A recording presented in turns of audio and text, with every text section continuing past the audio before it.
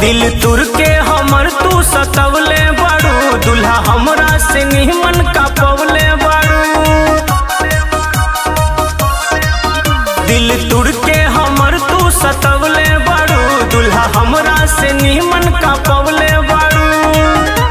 देखे में उता साफा खत्म लागेला,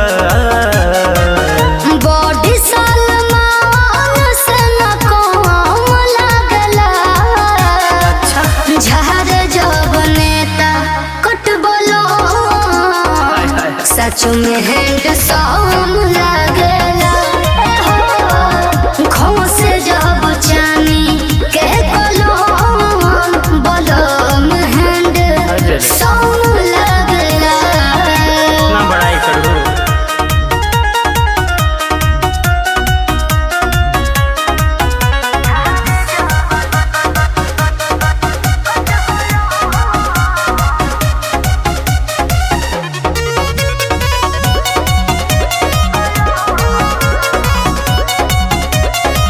तोड़ के दिल कई देलू बेवफाई, नैहर में करेलू ससुरा के बड़ाई। तोड़ के दिल कई देलू बेवफाई, करेलू तू पियावा के बड़ाई। जा साहब बदल गइलो कि पहले टोपी के ऊपर जब चश्मा देखे के लाग जाला ढेर लोग के थथमा देख के।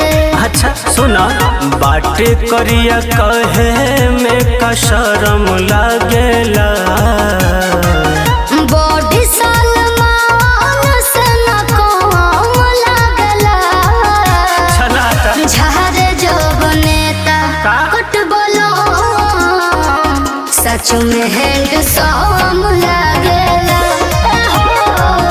खो से जब चानी के कलम बलम हैंडसम लागेला।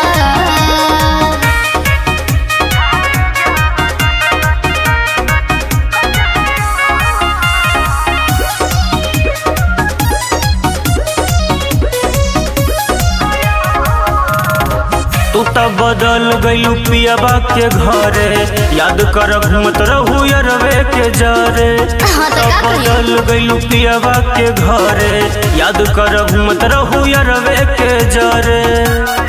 याद बना कि पेन के नेता कोट कचरे जब पान हो, एक पीस लागस सैया आनंद मुस्कान हो।